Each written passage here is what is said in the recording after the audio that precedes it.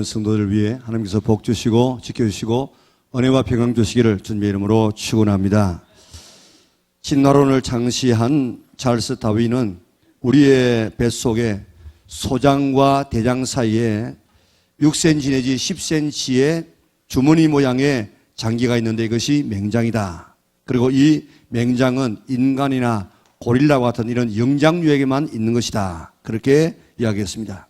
그런데 사람들이 옛날에는 거친 나무 잎이나 나무 껍질을 먹고 살았을 때는 소화를 돕는 세균이 그 속에 살았지만은 사람이 곡물이나 과일 같은 이런 소화가 쉬운 음식을 먹게 되면서 맹장이 기능을 잃어버리게 되었고 지금처럼 퇴화되었다. 그래서 지금은 쓸모없는 장기가 되었다. 그렇게 주장을 했습니다. 그리고 그 다윈의 이론이 150년 동안 사람들이 그대로 믿게 되어졌습니다.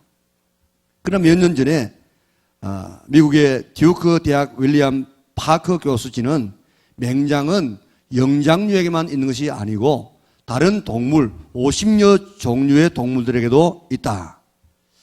우리 장 안에는 회충이라든지 이런 기생충과 또 나쁜 세균만 있는 것이 아니고 그 안에는 아주 좋은 필요한 그런 세균들이 많이 살고 있는데 우리가 밥을 잘 먹지 못하고 또 소화를 잘 못 시킬 때에 배탈이 난다든지 설사가 되어지면 그게 쫙 나오지 않습니까? 그럴 때 좋은 이런 이 세균들이 함께 따라 내려가게 되어지면 굉장히 장안이 어려워져요. 그래서 이렇게 설사라든지 이런 배탈이 나게 될 때 흘러 내려갈 때에 그게 좋은 세균들이 맹장에 들어가서 거기에서 보관되어지고 또 거기서 배양되어지는 그런 일들을 바로 이 맹장이 한다는 것입니다. 다시 말하면 이 맹장은 좋은 세균이 들어가서 피할 수 있는 피난처가 된다고 주장했고 그것이 지금 정설로 받아들여지고 있습니다. 꼬리뼈도 척추에 되는 꼬리뼈도 여러 근육과 힘줄이 붙는 장소이기 때문에 이 꼬리뼈가 없으면은 이게 안 된다는 거예요. 1895년 비더스 하임이라는 사람은 사람의 몸속에는 180여 가지의 기관이 진화의 과정에서 필요 없는 존재가 되었다. 예를 들어 말하면 맹장이라든지 또한 꼬리뼈라든지 또한 여기에 이 편도라든지 이런 것들은 다 지금 필요 없는 존재가 되었다. 그렇게 주장했지만은 지금은 필요 없는 기관은 하나도 없다고 과학적으로 증명되고 있습니다. 전지하신 하나님이 만드신 우리의 몸인데 어떻게 하나님의 필요 없는 것을 몸 안에 만들어 두었겠습니까? 다 필요가 있습니다. 몸의 한 부분도 다 이렇게 필요해서 거기에 만들어 놓았는데 하물며 우리 한 사람 한 사람이 이 땅에 살아갈 때 그저 와서 그저 살다가 그저 우연히 이 세상을 살다가 가겠습니까? 우리는 왜 이 땅에 살아가는가? 내 삶의 목적은 무엇인가? 나는 무엇을 위해서 존재하는가? 한번 생각해 보셨습니까? 태어났으니까 살지, 살다 보니까 살지 그렇게 생각하고 있습니까? 오늘 보면은 우리는 왜 살아야 되는지 어떻게 살아야 되는지 삶의 목표는 무엇인지를 우리에게 분명하게 가르쳐주고 있습니다.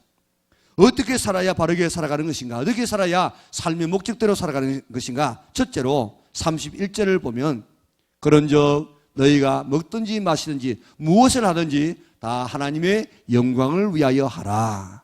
하나님의 영광을 위해서 우리가 이 땅에 존재하고 영광을 위해서 살아가야 된다는 것입니다. 두 번째는 11장 1절에 보면은 내가 그리스도를 본받는 자 된 것 같이 너희는 나를 본받는 자가 되라. 두 번째는 우리는 예수님을 본받아서 살아가야 되는 것입니다. 세 번째로는 32절과 33절에 보면 여러 설명들이 있지만은 한마디로 말하면 남의 유익을 위해서 살아가라. 그래서 결국 그들을 구원하라고 이야기했습니다. 어떻게 살아야 된다고요? 첫째로는 하나님의 영광을 위하여, 두 번째는 그리스도를 본받아서, 세 번째로는 남의 유익을 위하여서 살아가라. 그래서 다른 사람을 구원하라고 이야기했습니다. 이제 우리 삶의 목표를 하나님의 영광을 위해서 살리라. 그리스도를 본받아 살아가리라. 다른 사람의 유익을 위해서 살아가리라. 그래서 결국 내가 사람을 구원하여 하나님 앞에 영광을 돌리리라. 그렇게 다짐하고 살 수 있기를 바랍니다. 오늘은 삶의 목적 세 가지 중에 세 번째인 남의 유익을 위해서 삽시다 하는 이런 제목을 중심으로 해서 우리 살펴보려고 합니다. 특별히 32절, 33절에는 남에게 해야 될 네 가지를 지금 제시를 하고 있습니다. 첫째로 유대인에게나 헬라인에게나 하나님의 교회나 어떤 자가요? 거치는 자가 되지 말고 그랬습니다. 거치는 자가 되지 말고 33절에 보면 모든 사람을 기쁘게 하여 자신의 유익을 구하지 아니하고 많은 사람의 유익을 구하여 그들로 구원을 받게 하라. 자, 우리가 남에게 어떻게 하라고요? 첫째는 거치는 자가 되지 말고 많은 사람의 유익을 모든 사람을 기쁘게 하고 많은 사람의 유익을 위해서 살고 그래서 결국 그들로 구원을 얻게 하라. 오늘 이 하나님의 말씀대로 살아가는 성도들 될 수 있기를 바랍니다. 지금 우리나라에는 그리스도인이 얼마나 된다고 합니까? 한때는 우리가 1200만 성도라고 이야기했습니다. 그런데 지금 우리가 알기로는 1200만은 좀 못 되고 900만에서 한 1000만 정도의 성도가 있습니다. 그런데 교회를 다니다가 교회를 떠난 사람의 숫자가 오늘 우리가 살고 있는 이 땅에 얼마나 되느냐? 그 사람이 1000만 명이 넘는다는 것입니다. 그리고 그 대부분이 교인들끼리 사랑하지 못하고 상처를 주어서 떠나게 되었다는 것입니다. 이 얼마나 통탄할 일입니까? 교회 성도들이 서로 사랑하고 오늘 본문처럼 남에게 그치는 자가 되지 아니하고 모든 사람을 기쁘게 하고 많은 사람에게 유익을 끼치고 그렇게 살았다고 하면은 오늘 1000만 명의 사람들이 교회 안에 있을 것이고 우리 전체 인구의 반이 하나님을 믿는 그런 나라가 되었을 것입니다. 얼마나 가슴 아픈 이야기인지 모릅니다. 이제부터 남의 유익을 위해서 살아가리라 다짐할 수 있기를 바랍니다. 왜 그렇습니까? 왜 우리가 남의 유익을 위해서 살아가야 됩니까? 그것이 하나님이 우리를 택하시고 부르신 목적이기 때문에 그렇습니다. 하나님께서 우리를 부르신 목적이 남의 유익을 위해서, 남의 구원을 위해서, 남에게 복을 주기 위하여서 우리를 불렀다고 이야기했습니다. 하나님께서 아브라함을 왜 불렀습니까? 아브라함을 왜 택했습니까? 모든 사람이 너로 말미암아 아브라함을 통하여서 복을 받도록 하기 위해서 아브라함을 먼저 택했습니다. 아브라함과 이삭과 야곱의 그 세 족장에게 주신 약속이 뭡니까? 네 자손을 하늘의 별과 같고 땅의 바다와 같이 많이 번성하게 될 것인데 네 자손으로 말미암아 천하 만민이 복을 받게 될 것이다. 네 자손으로 말미암아 천하 만민이 복을 받게 될 것이라고 했는데 우리는 지금 예수님을 믿음으로 말미암아 우리는 누구의 자손이 되었습니까? 하나님의 자녀일 뿐만 아니라 아브라함의 자손이 되어졌습니다. 우리가 아브라함의 자손이 된 것은 우리로 하여금 다른 사람에게 복을 나눠주기 위해서라는 것입니다. 다른 사람을 복되게 하기 위해서 하나님은 우리를 불러주신 줄 믿으시기를 바랍니다. 나 때문에 다른 사람이 복을 받아야 합니다. 가장 가까이는 가족이 또 이웃이 교회에서는 성도들에게 복을 나눠줄 수 있기를 바랍니다. 그러므로 우리가 아브라함의 자손이 되고 그리스도인이 된 후로는 이제부터는 나를 위해서 살아가는 삶이 아니고 이제부터는 전적으로 남을 위해서 살아가는 존재다 하는 내 존재의 의미를 알 수 있기를 바랍니다. 하나님의 영광을 위해서 사는 삶으로 내가 살아가리라. 이제부터는 그리스도를 본받는 삶을 살아가리라. 이제부터는 다른 사람의 유익을, 다른 사람의 구원을 위해서 살아가리라. 그렇게 다짐할 수 있기를 바랍니다. 한마디로 말하면 이제부터는 나를 위해 살지 말고 다른 사람을 위해서, 하나님을 위해서, 그리스도를 위해서 특별히 남의 유익을 위해서 살아가는 삶을 살아가리라. 그렇게 다짐할 수 있기를 바랍니다. 이런 삶의 가치관을 가지고 살아가는 성도들 되시기를 바랍니다. 이제부터 나를 위해서 살지 말고 남의 유익을 위해서 살리라. 이것을 나의 삶의 목표로 삼으시기를 바랍니다. 예수님을 바로 믿으면 그렇게 살도록 되어져 있습니다. 하나님이 그렇게 살았고 우리를 그렇게 살아가라고 불러주셨고 예수님을 닮아서 예수님을 믿으면서 살다가 보면 자연적으로 우리의 삶이 그렇게 되도록 되어져 있습니다. 예수님이 말씀하시기를 인자가 온 것은 섬김을 받으려 함이 아니라 섬기려 하고 많은 사람의 대속물로 주려 함이라 그랬습니다. 예수님은 다른 사람의 유익을 위해서, 다른 사람의 구원을 위해서 이 땅에 태어나셨고 이 땅에 사셨고 또한 십자가에서 죽으셨습니다. 예수님을 바로 믿게 되면 예수님처럼 남을 위해서 살게 되어 있습니다. 예수님의 교훈이 남 섬기라는 것이고 예수님 삶 자체가 남 섬기는 삶이었습니다. 이제부터 예수님의 교훈을 따라서, 명령을 따라서, 예수님의 모습을 따라서 나도 이제 남을 위해서 살아가리라, 그렇게 다짐하시기를 바랍니다. 오늘의 말씀을 보면 남을 위해서 어떻게 살 것인가, 첫 번째 주시는 교훈이 유대인이나 헬라인에게나 하나님의 교회나 거치는 자가 되지 말고 그랬습니다. 여기에 거치는 자가 되지 말라고 하는 이 말씀을 시우말 성경이나 표준 세번역에는 걸림돌이 되지 마세요, 그렇게 되어 있습니다. 남을 넘어지게 하는 걸림돌이 되지 말라 이 말입니다. 오늘 나 때문에 걸려 넘어진 사람은 없습니까? 조금 전에도 말씀드린 것처럼 사람에게 걸려 넘어져서 교회를 떠난 자가 지금 1000만 명이 넘는다는 것입니다. 그런데 남을 넘어지게 하는 걸림돌이 되지 말라고 했습니다. 사람이 걸려 넘어지는 여러 가지가 있을 수 있습니다. 어떤 사람은 교회 가니까 불친절하더라, 사람을 막대하더라, 그래서 교회를 떠났다. 어떤 사람은 교회 들어가니까 너무 텃세가 심해가지고 뚫고 들어가려고 하니까 도저히 뚫고 들어갈 수가 없어가지고 나는 소외감을 느끼고 나왔다. 어떤 사람은 돈을 떼어먹어서 돈 손해보고 나왔다. 하여튼 걸림돌이 되는 이런 요소들이 참 많이 있습니다. 교인들이 교회를 떠나는 요소 가운데 하나가 경제적인 손해를 보기 때문입니다. 세상 사람들의 관심은 어디에 있습니까? 전부 돈입니다. 돈.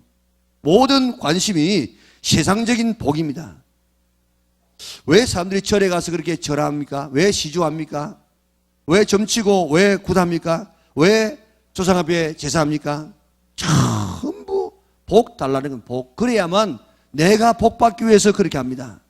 세상적인 축복을 위한 수단으로서 제사를, 종교를 이용하는 것입니다. 그러나 성경은 그렇지 않습니다. 구약시대도 보면은 모든 우상을 섬기는 사람들이 마찬가지였습니다.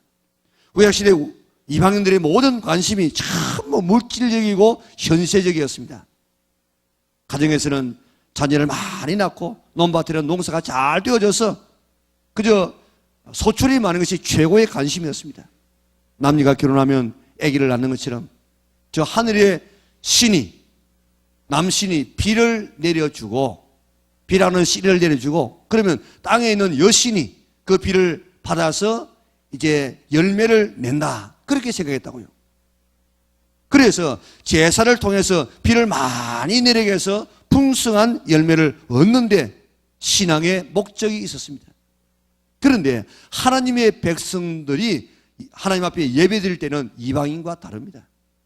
우리의 삶의 목적은, 우리 삶의 예배드리는 것은 복이 목적이 아니에요. 물질이 목적이 아닙니다. 내 소원이 목적이 아닙니다. 구약에 보면은 예배드리는 이 이유가 뭔가 하면 내가 너희를 애굽에서 종되었던 곳에서 이끌어내었다, 그렇기 때문에 예배드리라, 그렇게 이야기했습니다. 하나님은 창조주일 뿐만 아니라 이스라엘 백성들이 애굽에서 종으로 살았어요. 노예로 살았어요. 그런 그들을 불러내어서 자유를 주고 축복을 주었기 때문에 그 은혜가 감사해서 하나님 앞에 예배를 드리라고 이야기했습니다. 신약도 마찬가지입니다. 애굽 같은 죄에서, 애굽 같은 사탄에서, 애굽 같은 지옥에서, 애굽 같은 이런 죽음에서 내 힘으로는 도저히 거기에서 빠져나올 수 없는데 예수님의 십자가에서 대신 죽음으로 인해서 우리를 그 가운데서 건져 주었습니다. 그 은혜가 너무너무 감사해서 하나님 앞에 예배 드리는 것이 오늘 성도들의 예배인 것입니다. 우리가 돈 달라고, 자식 잘 되게 달라고, 건강해 달라고 예배하는 것이 아닙니다. 물론 우리가 하나님 앞에 예배 잘 드리면 하나님께서 우리에게 물질 주고 건강 주고 우리에게 모든 소원을 이루어 줍니다. 그러나 목적 자체는 아니라 이 말입니다. 그러니까 세상 사람들의 모든 관심은 세상적인 복, 돈입니다. 이것 건드리면 소위 말하는 뚜껑이 열려요. 자, 성경에는 이 물질 관계를 잘할 것을 얼마나 많이 이야기하고 있습니까? 가난한 자의 자를 어떻게 배려하라, 심지어는 짐승에게까지라도 배려하는데 너희들은 애굽에서 종 되었지. 그때 너희가 어려웠지. 그러니 종 너무 과시하지 마. 너희 나그네 되었지. 그러니까 너희 주변에는 나그네 잘 대접해.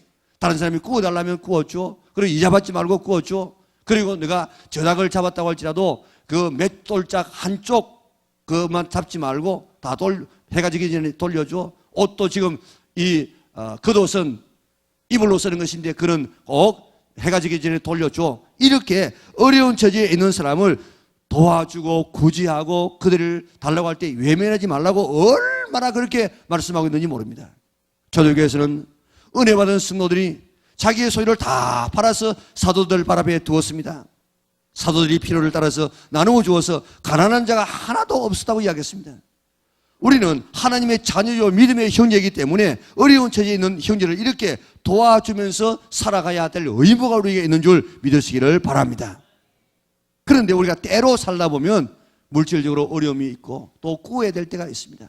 이제 우리 하나님은 어떤 하나님이십니까? 하나님은 전능하신 하나님이셔서 하나님은 죽이기도 하고 살리기도 하고 가난하기도 하고 높이기도 하고 부하기도 하고 가난하기도 하고 낮추기도 하고 높이기도 하는 이런 하나님인데 그 말씀대로 살면은 내가 나가도 복 들어가도 복 내가 머리가 될지언정 꼬리가 되지 아니하고 남에게 구워줄지언정 구이지 아니하는 그런 축복을 주마고 약속해 주었습니다.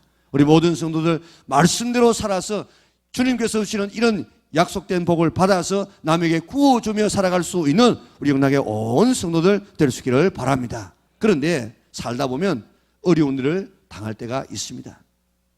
불의의 사고로 돈이 필요합니다. 지금 병원에 입원해야 되는데 입원할 입원비가 없어서 병원에 입원하지 못하는 그런 사람도 있어요. 우리 교도 오니까 병원에 입원해서 큰 수술을 받아야 되는데 받을 길이 없어. 돈이 없어. 그래가지고 옆에 있는 우리 성도 친구가 그를 카드를 주가지고 마음대로 쓰라고. 그래서 수술 잘하고 건강해서 지금도 뭐 한 가족처럼 생활하는 이런 성도들이 있다고요.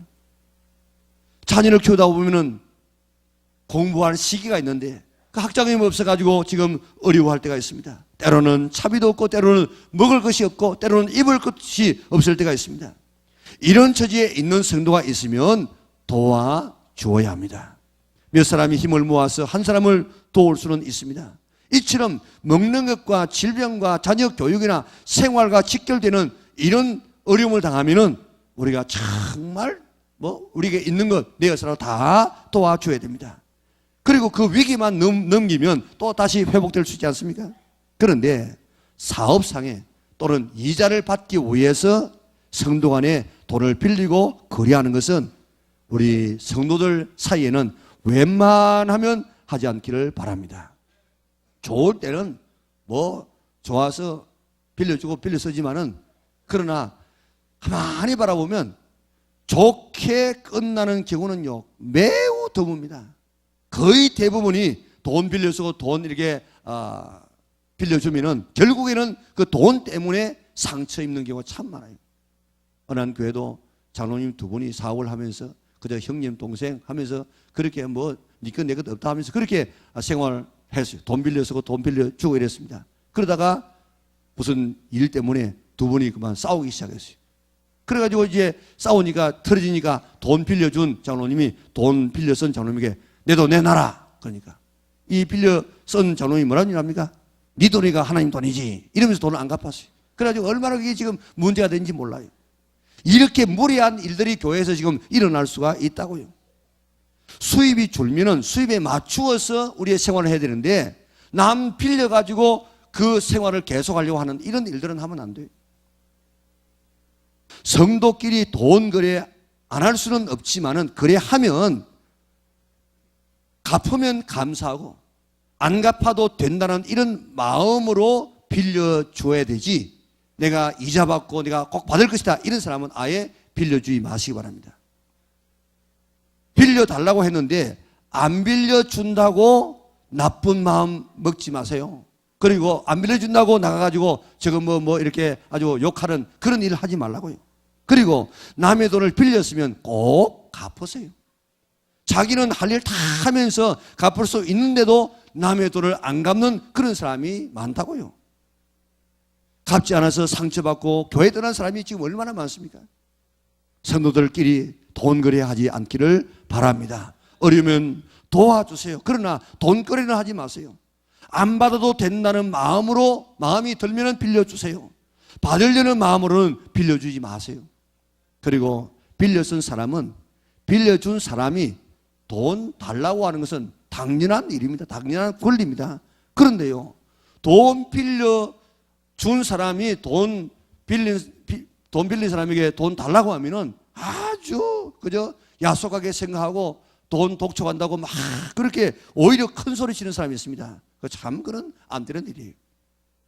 자기는 할 일 다 하면서 남의 돈을 갚지 않는 이런 일이 있다고 하면은 남의 돈 빨리 갚아야 됩니다. 돈 떼어먹어서 교회에 떠났다는 그런 사람이 여러분 전도에 보면 얼마나든지 만날 수 있습니다. 이번 행복축제 말고 그 전에 행복축제에 제가 한 달 동안 하루에 30명씩 그렇게 전도지를 주면서 그렇게 전도를 했습니다. 그런데 바로 우리 교회 정문에서 오른쪽으로 한 5m도 안 떨어져서 그 전봇대 있지 않습니까? 그 근방에서 이제 제가 서서 어느 한 아주머니에게 저는 영락교회 다니는 윤성기 목사인데 혹시 교회 다니십니까? 그러니까 나 교회 다녔어요. 그랬어요. 그런데 지금 안 다니십니까? 지금 안 다녀요. 예전에 어느 교회 다녔습니까? 이 교회 안 다, 이 교회 영락교회 다닌다고. 그래서 내가 미안합니다. 영락교회 다니는데 제가 몰라봐서 푹 죄송합니다. 그런데 어떻게 해서 영락교회 안 다니고 지금 이제 안 나옵니까? 그러니까 이 교회 집사가 내 돈 떼먹었어요. 그래서 안 나가요. 내가 직접 들은 이야기입니다. 자, 여러분들 오늘도 남의 돈 떼어 먹어서 손해보게 해서 그 사람이 실족하고 교회를 떠나고 하나님을 떠났다고 하면 이게 사람에게 할 수 있는 제일 큰 죄가 되어집니다. 그래서 예수님께서는 그런 실족해 하는 사람은 차라리 저 맷돌을 메고 바다에서 빠져 죽는 것이 좋다고 이야기했습니다. 빠져 죽지 마시기 바랍니다. 진짜 빠져 죽어야 될 사람은 안 빠져 죽고요. 빠져 죽지 않아도 될 사람은 빠져 죽는다고요. 자, 그리고 성도들 사이에 우리가 장사하는데 우리 성도들끼리 좀 가서 팔아주고 또 사주고 또 이용하고 하면 얼마나 좋아요. 그런데 정상적으로 그렇게 하지 않을 때가 너무 많아요. 이런 이야기 들었습니다. 어느 목사님이 자기의 부교제를 데리고 이제 대접하기 위해서 그것도 이제 다른 음식점에 가면 얼마든지 잘 먹을 수 있는데 그래도 팔아준다고 자기 교인이 경영하는 그런 음식점에 가서 식사를 했답니다. 이 정도 되면 한 17, 8만 원 정도 나오겠다. 이렇게 생각하고 계산하려고 카드를 주니까 39만 원을 건투합니다. 그래서 2배 이상을 끌었어. 그러니까요, 이렇게 무리한 일들을 하면 안 돼요. 뿐만 아니라 교회에서는 다단계 하면 안 돼요. 다단계에서 교인들에게 물건을 강매하면 그 영혼 실족하게 되어집니다. 오래 다닌 분이야 이렇게 사줘 이래도 안 산다고 해도 괜찮지만은 초신자에게 팔아달라고 했는데 안 팔아주면요, 그 초신자가 자기를 볼 때 저 사람 나를 이제 이상하게 보겠다 이래가지고요, 그 사람 얼굴 보기 싫어서 교회 떠난다고요. 망하게 만든다고요.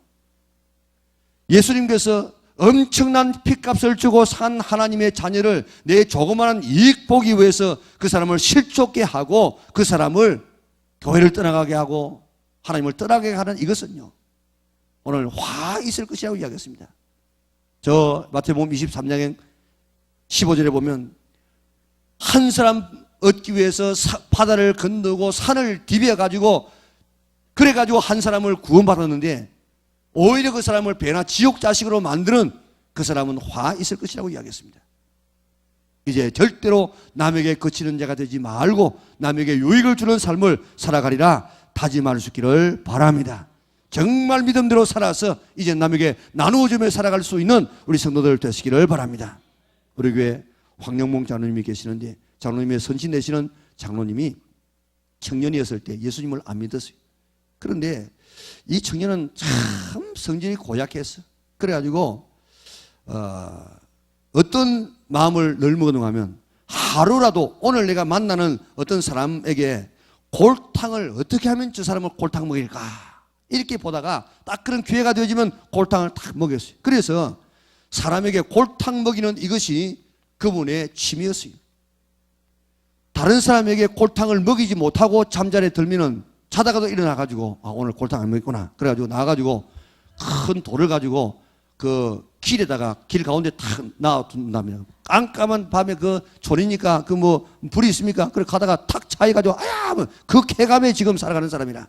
그렇게 지금 아주 못된 그런 성질을 가지고 살아가는데 어느 날 한 사람이 예수 믿으라고 전도하더랍니다. 예수 믿으면 집 생기나? 그랬어요. 집 생긴다고. 그래서 그럼 믿어보지. 그래가지고 1년 동안 교회를 다니니까 진짜 집이 생기더랍니다. 그래서 하나님 살아계시는 것 같은데 내가 이 하나님을 어떻게 하면 기쁘게 할까?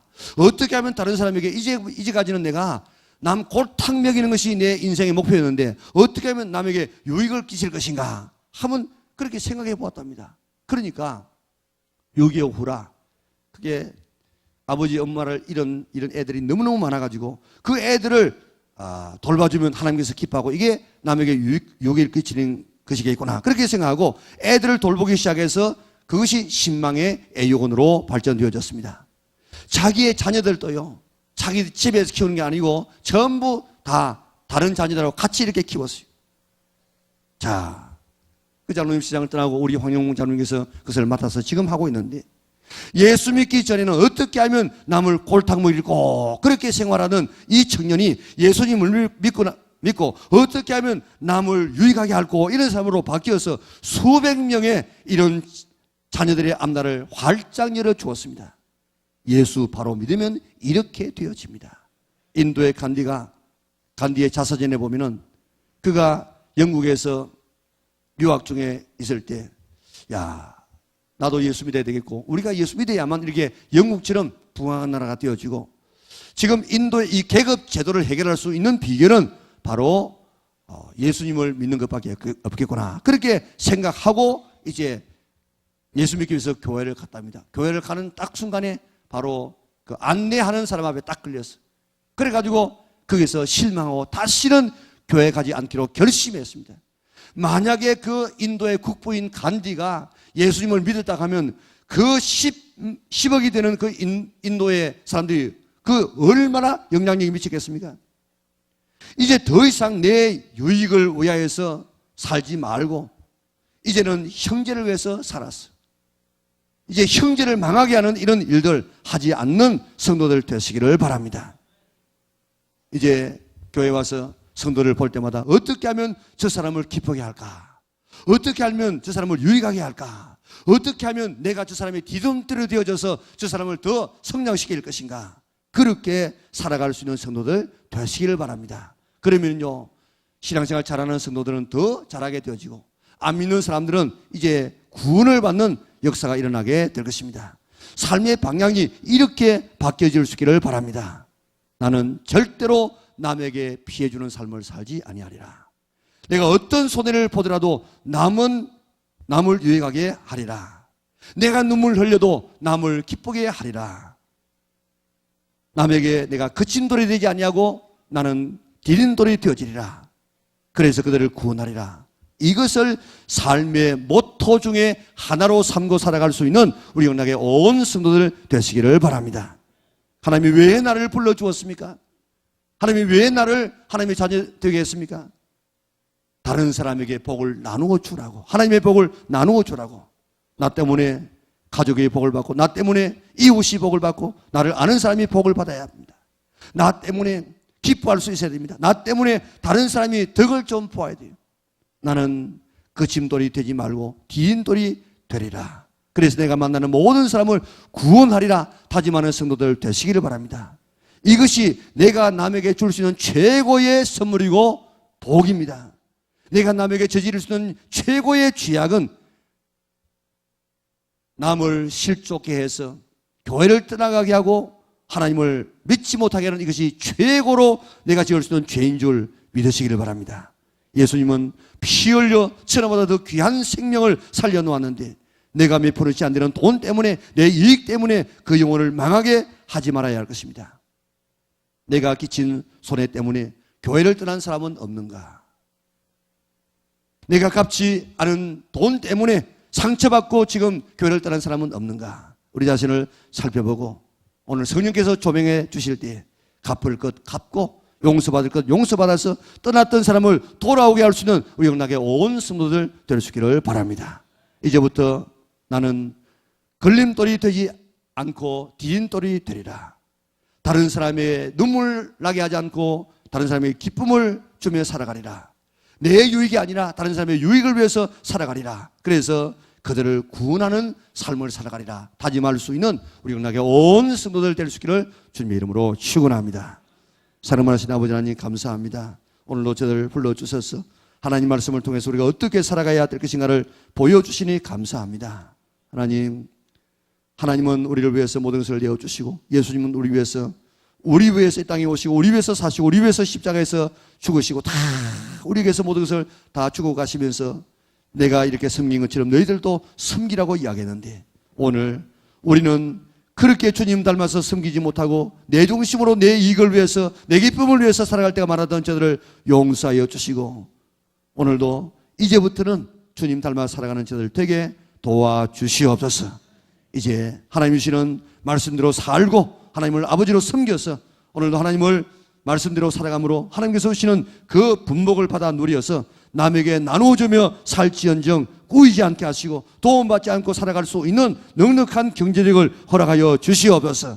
남에게 나누어주고 구제하고 선한 사업에 부유할 수 있는 우리 영락의 온 성도들 되게 축복하여 주시옵소서.